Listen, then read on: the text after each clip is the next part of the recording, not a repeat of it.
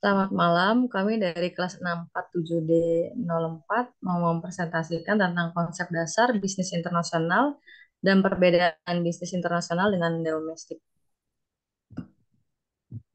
Bisnis internasional, bisnis yang segala kegiatannya dilakukan dengan melewati batas-batas negara, tidak hanya dalam perdagangan saja, namun juga di bidang manufaktur maupun industri jasa yang berkembang di berbagai bidang seperti transportasi, pariwisata, konstruksi, komunikasi massa, periklanan, perbankan, perdagangan besar, dan perdagangan eceran. Kegiatan impor merupakan salah satu contoh perdagangan internasional.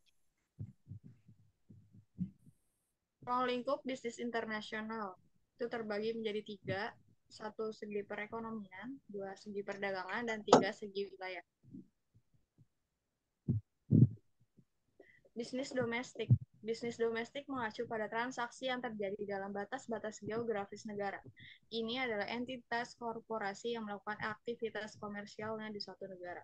Bisnis internal atau perdagangan rumah adalah istilah lain untuk hal yang sama, baik produsen perusahaan maupun klien tinggal di negara tersebut.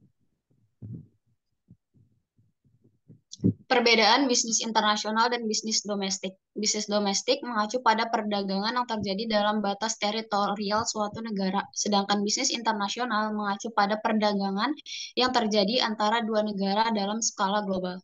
Next.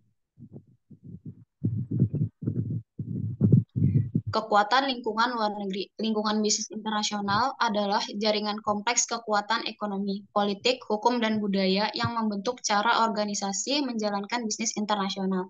Ini terdiri dari faktor eksternal dan internal yang mempengaruhi keberhasilan atau kegagalan perusahaan di pasar yang berbeda.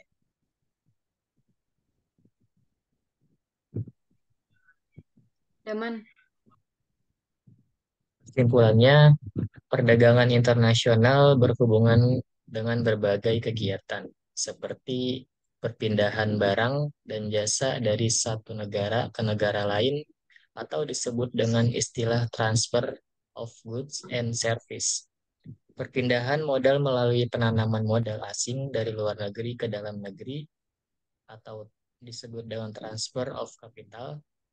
Perpindahan tenaga kerja yang mempengaruhi pendapatan devisa suatu negara. Dalam proses ini, perlu adanya pengawasan mekanisme yang sering disebut dengan transfer of labor. Perpindahan teknologi melalui cara pendirian pabrik-pabrik di negara lain. Kegiatan ini disebut transfer of technology. Perdagangan internasional yang dilakukan dengan penyampaian informasi tentang kepastian adanya bahan baku dan pangsa pasar atau yang disebut dengan transfer of data. Dan untuk sarannya, sebaiknya bisnis internasional diterapkan di seluruh negara maju maupun berkembang. Dengan memperhatikan syarat dan tahap-tahap memasuki pasar internasional, perusahaan akan mampu mengenalkan barang yang mereka produksi dan mampu bersaing di kalangan internasional. Sekian dari kelompok kami, kurang lebihnya mohon maaf. Wassalamualaikum warahmatullahi wabarakatuh. Waalaikumsalam.